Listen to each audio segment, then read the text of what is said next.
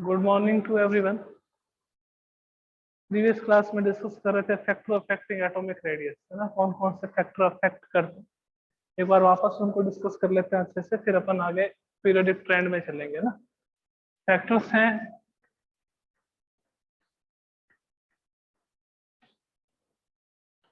Factors affecting atomic radius. सबसे पहला factor आपके पास क्या था? Screening effect. Screening effect screening effect की अगर अपन बात कर रहे थे तो मैंने कहा था कि that what is screening effect. Screening effect is the repulsion force of the electrons of inner shell on the electrons of valence shell। कि आपके पास जैसे ये न्यूक्लियस था, ये फर्स्ट शेल, ये आपके पास सेकंड शेल, दो सेल को लेके आपको एक्सप्लेन कर देते हैं कि यहाँ पे कोई इलेक्ट्रॉन, ठीक है, और यहाँ पे आपके पास जो इलेक्ट्रॉन्स। अब देखो क्या हुआ कि ये इलेक्ट्रॉन्स जो हैं, इन दोनों के बीच में कौन सा फोर्स था? Attraction force. बिकॉज इनके चार्ज जो है वो डिफरेंट है, इस पे नेगेटिव चार्ज है, इस पे पॉजिटिव चार्ज है, बट इन दोनों के बीच में जो फोर्स ऑफ अट्रैक्ट फोर्स है वो कौन सा फोर्स है? रिपल्शन। यानी कि एक दूसरे को क्या करेंगे? रिपल्शन करेंगे।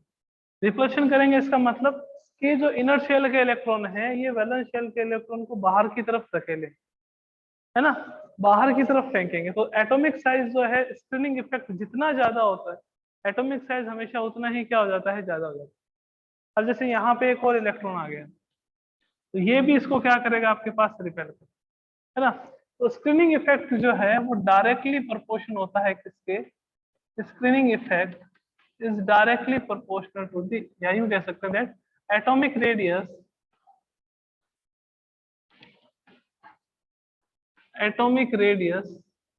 is directly proportional to the screening effect, है ना। Atomic radius is directly proportional to the screening effect. जितना ज्यादा आपके पास स्क्रीनिंग इफेक्ट होगा, एटॉमिक रेडियस उतनी ही ज्यादा होगी, है ना। फिर अब अगर अपन आगे चलते हैं सेकंड पे, सेकंड क्या है अपने पास? सेकंड था effective nuclear charge. Second is effective nuclear charge, second factor.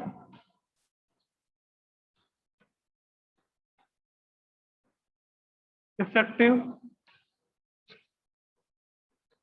Nuclear charge. इसको रिप्रेजेंट किससे करते हैं? इसको रिप्रेजेंट करते हैं जेड इफेक्टिव से। Is represented by Z effect. इसका फॉर्मूला क्या होता है वो भी अपने को पता है कि that Z effective is equals to Z minus sigma. Okay, Z minus sigma है क्या? इन दोनों के बीच में जो अट्रैक्शन फोर्स,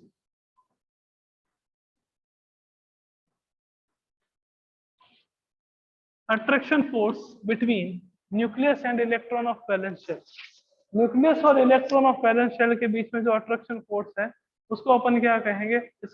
जेड इफेक्टिव या इफेक्टिव न्यूक्लियर चार्ज। अब एक बात बताओ बच्चों, यहाँ पे ये इलेक्ट्रॉन, इस पे अगर ये न्यूक्लियस इसको ज्यादा अट्रैक्ट करेगा तो ये इलेक्ट्रॉन कहाँ जाएगा? न्यूक्लियस की ओर, टुवर्ड्स न्यूक्लियस मूव करेगा।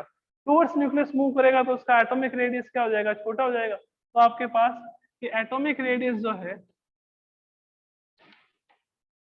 Atomic radius is inversely proportional to the Z effective. Attraction force अगर इंक्रीज होगा तो एटॉमिक रेडियस हमेशा क्या होगी? डिक्रीज होगी। If the attraction force between the nucleus and electron of valence shell increases then the atomic radius decreases. इसका एक example बता दो। चलो एग्जांपल देख लेते हैं अपन, उसके बाद अपन आगे चलते हैं। What is the example for this? Second point का एग्जांपल मैंने कहा आपके पास एक सोडियम, आपने जो 10th क्लास में पढ़ रखा है उसके रिगार्डिंग अपन बात करें। अकॉर्डिंग अपन ने 10th क्लास में क्या देखा था कि that when we move left to right along a period, किसी भी पीरियड में अगर आप लेफ्ट टू राइट मूव करते हो तो atomic radius will always decreases. Atomic radius हमेशा क्या होती है? कम होती है। सोडियम और मैग्नीशियम की बात करते हैं, atomic number of sodium is 11, atomic number of magnesium क्या है आपके पास? 12। कॉन्फ़िगरेशन की बात करें तो कॉन्फ़िगरेशन क्या होगा इसका? 1s2 2s2 2p6 3s1, ये इसका कॉन्फ़िगरेशन। मैग्नीशियम का कॉन्फ़िगरेशन देखिए 1s2 2s2, 2p6 और 3s2, ये मैग्नीशियम का कॉन्फ़िगरेशन। दोनों का जेड इफेक्टिव कैलकुलेट कर लीजिए कि दोनों का जेड इफेक्टिव कितना होगा। तो अपन देखते हैं जेड इफेक्टिव। जेड इफेक्टिव के लिए पहले किसकी रिक्वायरमेंट है, सिग्मा की। ये आपके पास कौन सी शेल है कि सर ये हमारे पास nth शेल है। ये कौन सी हो गई आपके पास n-1, और ये कौन सी हो गई आपके पास n-2, है ना। यहाँ पे ओनली 1 इलेक्ट्रॉन है, तो इसी का ही तो अपन सिग्मा कैलकुलेट कर रहे हैं। यहाँ कितने हो गए 8, यहाँ कितने हो गए आपके पास 2।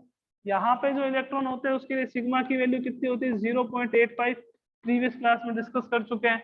यहाँ पे सिग्मा की जो वैल्यू होती है वो कितनी होती है 1, है ना। तो सोडियम के लिए अगर बात करें तो सिग्मा कितना आएगा अपने पास, सिग्मा आएगा 8 इंटू 0.85 प्लस। ये सर 8 क्यों लिया, मैंने कहा 6 इलेक्ट्रॉन पी के हैं, 2 इलेक्ट्रॉन किसके हैं आपके पास एस के हैं।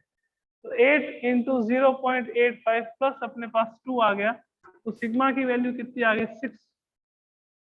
8.80। Value of sigma is 8.80। अब आपको जेड इफेक्टिव कैलकुलेट करना है। तो जेड इफेक्टिव का फॉर्मूला क्या था अपने पास बच्चों, Z effective equals to Z minus sigma 11 minus 8.80। Sigma आपके पास जेड इफेक्टिव कितना आ गया 2.20। ये तो किसके लिए आया, सोडियम के लिए। अब बात करते हैं मैग्नीशियम के लिए कि मैग्नीशियम के लिए जेड इफेक्टिव कैसे कैलकुलेट करेंगे। मैग्नीशियम में देखें एक इलेक्ट्रॉन के लिए होगा, यहाँ पे कितने इलेक्ट्रॉन है इसमें 2, तो एक इलेक्ट्रॉन का सिग्मा यहाँ पे कितना होगा 0.35। ये कितना होगा आपके पास, ये आपके पास हो जाएगा 6.80। ये कितना हो जाएगा आपके पास 2, सबको ऐड कर दीजिए कितना आएगा देखो 8.80 प्लस 0.35 कितना हो गया आपके पास 9.15। ये किसकी वैल्यू आ गई, सिग्मा की, है ना। 6.80 प्लस 2 कितना हो गया 8.80, 8.80 प्लस 0.35 कितना हो गया 9.15। ये किसकी वैल्यू आई, मैग्नीशियम के लिए सिग्मा की। ओके, अब मैग्नीशियम के लिए जेड इफेक्टिव देखें। मैग्नीशियम का एटॉमिक नंबर कितना होता है 12, 12 माइनस 9.15 करेंगे तो अपने पास कितना आ जाएगा देखो 85 पॉइंट अपने पास 2। अब इसका सिग्मा देखो 2, सॉरी जेड इफेक्टिव देखो 2.20, इसका जेड इफेक्टिव देखो 2.85। यानी कि इसका जेड इफेक्टिव ज्यादा है। जेड इफेक्टिव ज्यादा means attraction between the nucleus and electron of valence shell ज्यादा है, तो इसका मैग्नीशियम का साइज क्या होता है छोटा, और सोडियम जो है वो कौन से साइज का होता है, ग्रेटर देन मैग्नीशियम, है ना। तो सोडियम सबसे लेफ्ट में, इसका साइज सबसे बड़ा होता है। अब एल्यूमिनियम का भी काउंट करोगे तो उससे भी ज्यादा आएगा, तो साइज क्या हो जाएगा और छोटा। सिलिकॉन का काउंट करोगे तो उससे भी ज्यादा आएगा, तो साइज और क्या हो जाएगा छोटा। तो जैसे जैसे जेड इफेक्टिव इंक्रीज होता है आपके पास एटॉमिक रेडियस क्या हो जाती है, decrease. Because on increase in Z effective आपके पास क्या रहता है कि attraction force between the nucleus and electron of valence shell भी इंक्रीज होता है। अगर ये दोनों फैक्टर क्लियर है तो जल्दी से अपना हैंड रेज कर दीजिए, फिर अपन थर्ड फैक्टर पे चलते हैं।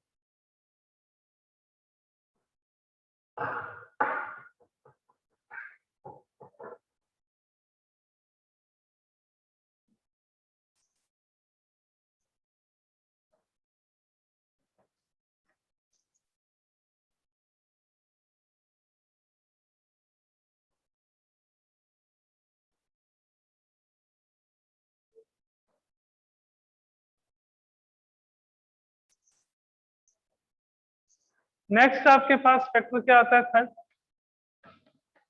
Oxidation state.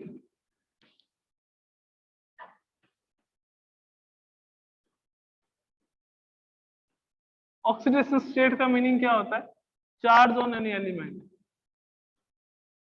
Charge on any element.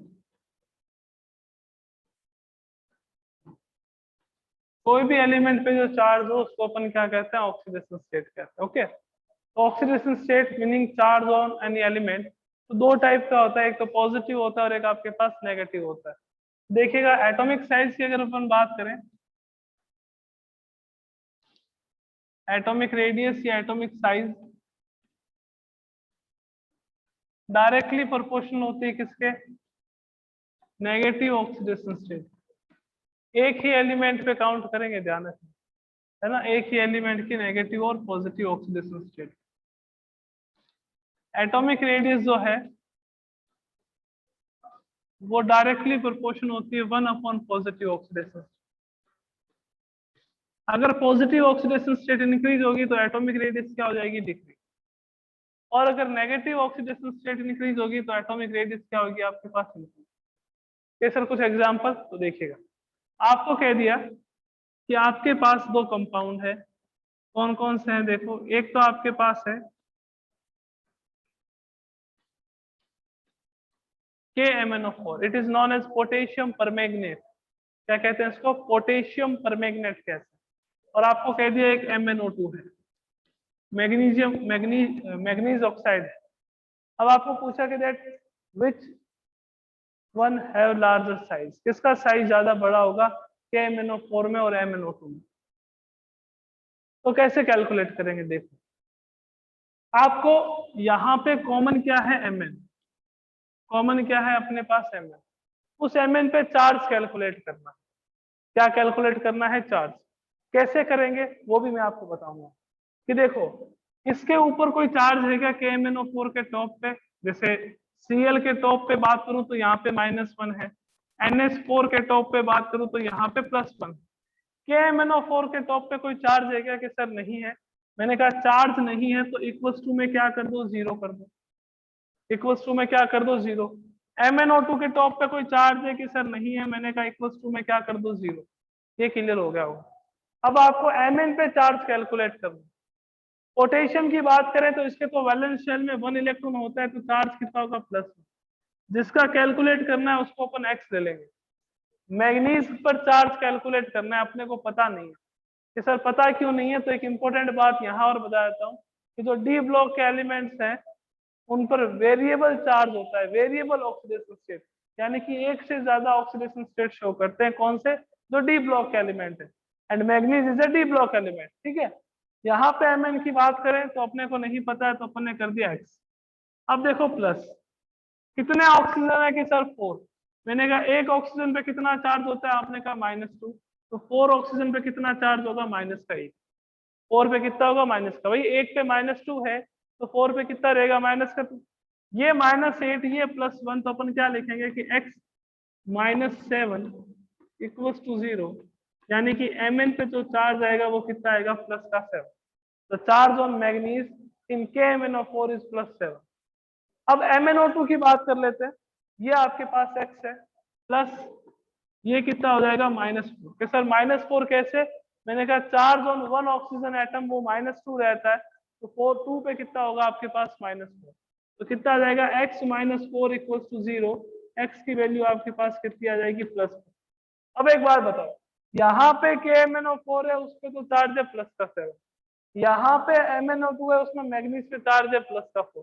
तो डिफरेंट चार्ज है ना। तो पॉजिटिव चार्ज यानी कि पॉजिटिव ऑक्सीडेशन स्टेट जितनी ज्यादा होती है एटॉमिक रेडियस उतना ही कम होता है। तो इन दोनों का अगर कंपैरिजन करते हो तो MnO2 का रेडियस आपके पास ज्यादा होगी, KMnO4 की क्या रहेगी, कम रहेगी। KMnO4 का साइज आपके पास, KMnO4 में मैग्नीज का साइज कम होगा किससे, MnO2 के मैग्नीज के साइज। ओके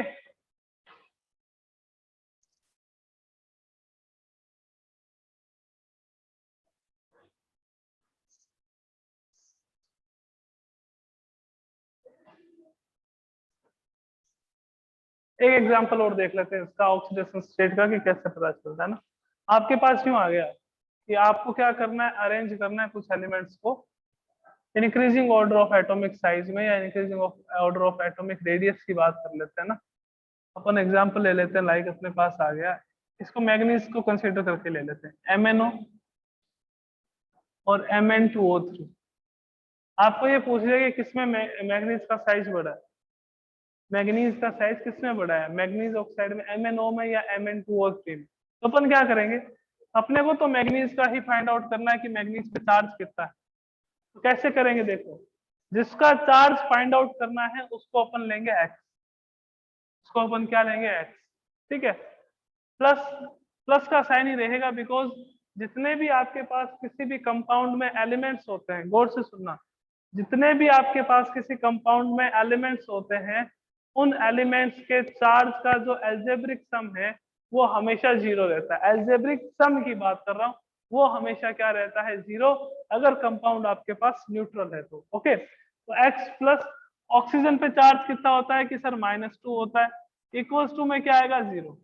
इक्वल्स टू में 0 क्यों आया, बिकॉज यहाँ पे ऊपर कोई चार्ज नहीं। ओके, तो x की वैल्यू यहाँ पे कितनी आ गई आपके पास +2। x की वैल्यू यहाँ पे कितनी आ गई आपके पास +2।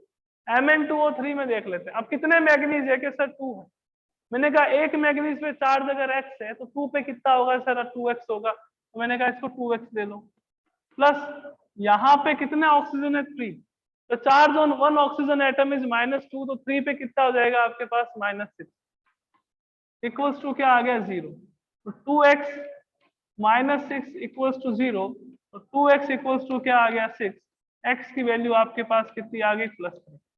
यहाँ पे x की वैल्यू +2, यहाँ पे x की वैल्यू +3, तो +2 और +3 की कंडीशन में चार्ज किस पे कम है, पॉजिटिव का, कि सर +2 पे कम, तो +2 में कम है तो यानी कि एटॉमिक साइज मैग्नीज का इसमें ज्यादा होगा, Mn2O3 में कम है ना। कि सर एक एग्जांपल और, एक और ले,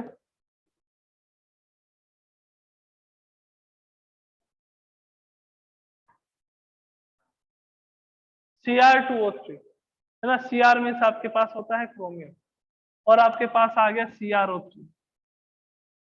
इसमें आप बताइए कि क्रोमियम में किसकी रेडियस ज्यादा होगी, Cr2O3 में और CrO3 है ना। चलो आप ट्राई करो।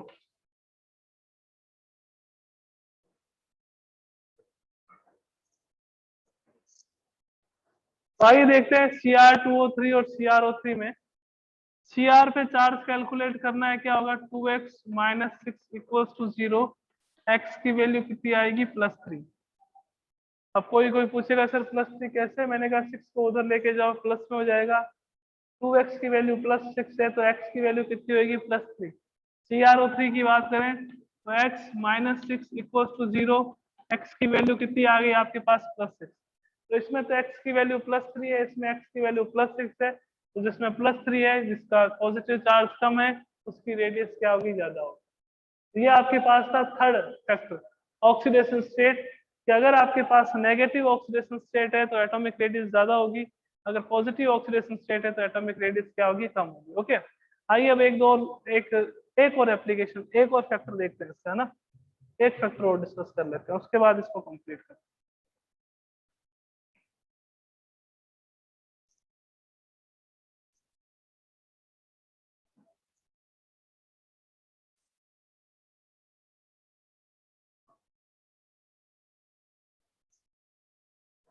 In case of isoelectronic species,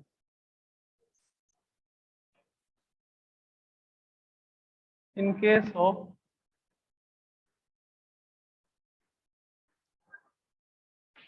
isoelectronic species, क्या होता है आइसोइलेक्ट्रॉनिक का मीनिंग, कि that number of electron same है, number of electrons are same. Number of electron अगर सेम हो तो उस स्पीसीज को अपन क्या कहते हैं, आइसोइलेक्ट्रॉनिक स्पीसीज। तो उस केस में अगर आपके पास आ गया कि आपको कैलकुलेट करना है atomic radius, like sir example, जैसे मैंने आ गया कि मेरे पास कि O-2 है और Na+ और Mg+, किसकी एटॉमिक रेडियस ज्यादा है, O-2 है और आपके पास Mg+2 है, किसकी एटॉमिक रेडियस ज्यादा होगी। आइसोइलेक्ट्रॉनिक है, ऑक्सीजन में भी 10 इलेक्ट्रॉन है, मैग्नीशियम में भी 10 इलेक्ट्रॉन है, कि सर कैसे, मैंने कहा देखो इसका एटॉमिक नंबर कितना होता है 8 और इसका एटॉमिक नंबर कितना होता है 12, तो उसमें पहले से इलेक्ट्रॉन कितने थे 8, इसमें कितने थे 12। -2 का मतलब क्या हो गया कि आपने 2 इलेक्ट्रॉन ऐड करें, 2 इलेक्ट्रॉन ऐड करें तो अब टोटल इलेक्ट्रॉन कितने हो गए आपके पास 10। Mg+2 की बात करें तो ये यहाँ पे इलेक्ट्रॉन्स कितने थे 12, ऊपर चार्ज कितना है +2 मतलब 2 इलेक्ट्रॉन आपको माइनस करने हैं, तो अब भी इलेक्ट्रॉन कितने हो गए 10। दोनों में नंबर ऑफ इलेक्ट्रॉन्स कितने हैं 10, दोनों में नंबर ऑफ इलेक्ट्रॉन्स कितने हैं 10 है, यानी कि both are the iso electronic species. तो इस केस में अपन क्या करेंगे, आइसो इलेक्ट्रॉनिक स्पीसीज के केस में जेड इफेक्टिव के बेसिस पे ही देखेंगे, बट आइसो इलेक्ट्रॉनिक स्पीसीज के लिए जेड इफेक्टिव का जो फॉर्मूला है वो अपन ये अप्लाई करेंगे Z/E। Z/E, Z आपके पास क्या है atomic number,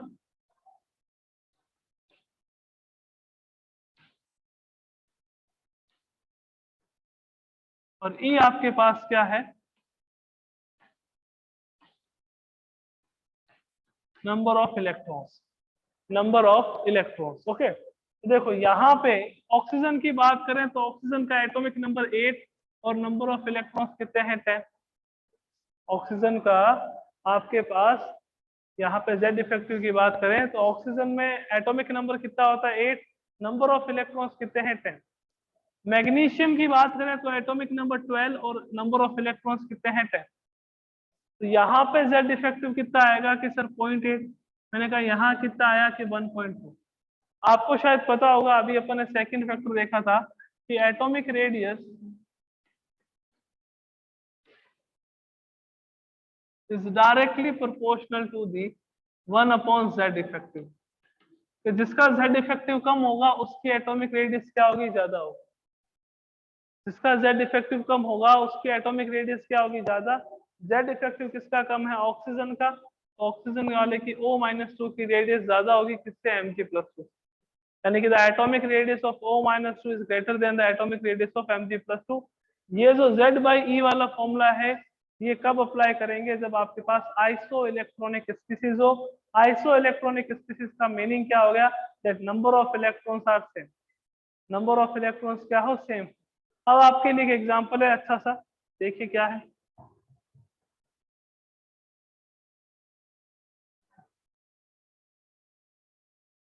Arrange the following in increasing order of atomic radius.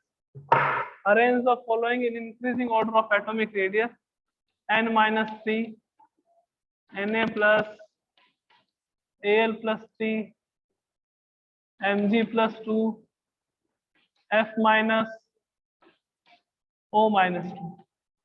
इनको अरेंज करना है increasing order of atomic size में, कि किसका एटॉमिक साइज सबसे ज्यादा होगा और किसका एटॉमिक साइज सबसे कम होगा, ये बता दीजिए जल्दी से। That which ion has maximum atomic radius and which ion has minimum atomic radius.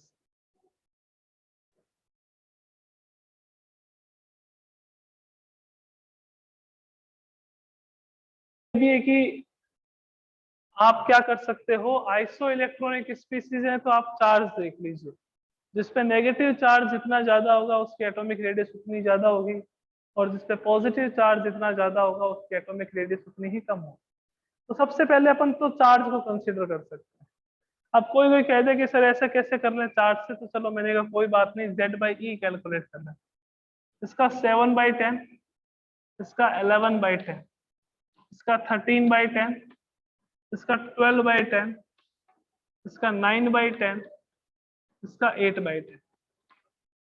Z क्या है, एटॉमिक नंबर। E क्या है, नंबर ऑफ इलेक्ट्रॉन्स। तो नंबर ऑफ इलेक्ट्रॉन्स तो सब में ही सेम होंगे, नंबर ऑफ इलेक्ट्रॉन्स तो सब में इक्वल होंगे, बिकॉज ये क्या है, आइसो इलेक्ट्रॉनिक स्पीसीज है। तो 7/10 करेंगे तो Z इफेक्टिव कितना आएगा, 0.7। यहाँ कितना आएगा, 1.1। यहाँ कितना आएगा, 1.3। यहाँ कितना आएगा, 1.2। यहाँ कितना आएगा, 0.9। और यहाँ कितना आएगा, 0.8। और अपने को पता है कि that atomic radius Z effective के डायरेक्टली प्रोपोर्शन नहीं होता है, इनवर्सली होता है। यानी कि अगर Z इफेक्टिव इंक्रीज करोगे तो एटॉमिक रेडियस क्या होगी, डिक्रीज होगी। तो सबसे ज्यादा Z इफेक्टिव किसका है, एल्यूमिनियम का। तो एल्यूमिनियम की एटॉमिक रेडियस स्मॉलेस्ट होगी Al+3। उसके बाद आपके पास कौन आएगा, Mg+2। उसके बाद कौन आएगा आपके पास, Na+। उसके बाद आपके पास कौन आएगा, F-। उसके बाद कौन आएगा, O-। और उसके बाद कौन आएगा, N-। तो इसकी रेडियस सबसे ज्यादा, इसकी रेडियस सबसे कम, बिकॉज इसका Z इफेक्टिव सबसे ज्यादा होता है, उसका Z इफेक्टिव सबसे कम होता है। तो जिसका Z इफेक्टिव कम होगा उसकी एटॉमिक रेडियस उतनी ही क्या होगी, ज्यादा होगी। ये सारे फैक्टर थे जो अफेक्ट करते थे किसको, एटॉमिक रेडियस। ओके, अब अपन देखेंगे पीरियोडिक ट्रेंड के बारे में। If when we move left to right or top to bottom, then what will be happen in atomic radius?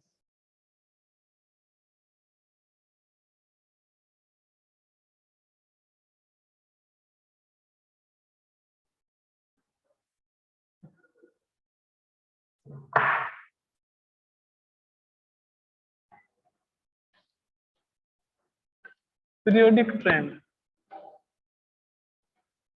in atomic radius।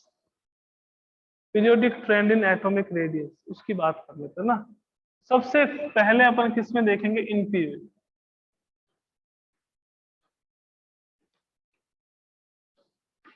In period. Period में हमेशा कहां से कहां मूव करते हैं, लेफ्ट टू राइट। कहां से कहां मूव करते हैं, लेफ्ट टू राइट।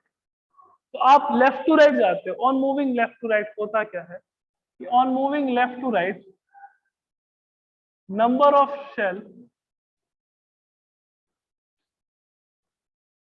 वो तो क्या रहती है, कांस्टेंट। नंबर ऑफ शेल तो आपके पास क्या रहती है, कांस्टेंट। सेकंड पीरियड के कोई एलिमेंट है, सेकंड पीरियड में कौन कौन से आ जाते हैं, लिथियम आ गया है ना, सेकंड में बेरिलियम आ गया, बोरोन आ गया, कार्बन आ गया, नाइट्रोजन आ गया, ऑक्सीजन आ गया, फ्लोरीन आ गया। तो ये सेकंड पीरियड के एलिमेंट हैं। और सेकंड पीरियड के जो एलिमेंट्स हैं उनमें आपके पास नंबर ऑफ शेल क्या रहेगी, सेम रहेगी, बिकॉज सेकंड ही पीरियड है तो नंबर ऑफ शेल क्या रहेगी, सेम रहेगी। But number of electron, number of electron in valence shell, ये क्या होते हैं, इंक्रीज। अगर मैं लिथियम की बात करूं तो वैलेंस शेल में 1 इलेक्ट्रॉन, अगर मैं बेरिलियम की बात करूं तो वैलेंस शेल में 2 इलेक्ट्रॉन। मैं अगर आपके पास बोरॉन की बात करूं, कार्बन की बात करूं, अल्यूमिनियम सॉरी कार्बन के बाद आपके पास आ जाता है नाइट्रोजन की बात करें, या फिर ऑक्सीजन की बात करें, या फ्लोरीन की बात करें, तो when we move left to right along a period the number of shell are constant, number of electron in valence shell increases, so the effective nuclear charge Z effective is increases. और अगर Z effective अगर increase होगा तो आपके पास क्या होगा, atomic radius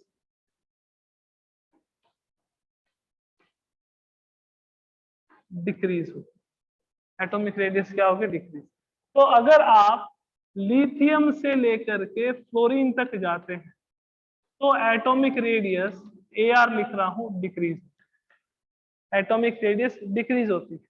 अब फ्लोरीन के बाद आपके पास नियोन आ जाता है, तो आप यहां से यहां जाते हैं तो atomic radius will be increases, atomic radius will be increases. तो लिथियम से फ्लोरीन तक गए तो एटॉमिक रेडियस डिक्रीज होगी, बिकॉज Z इफेक्टिव इंक्रीज होता है।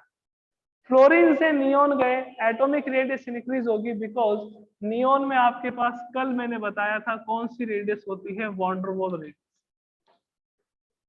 और van der Waals radius is 2 time greater than the covalent radius, है ना।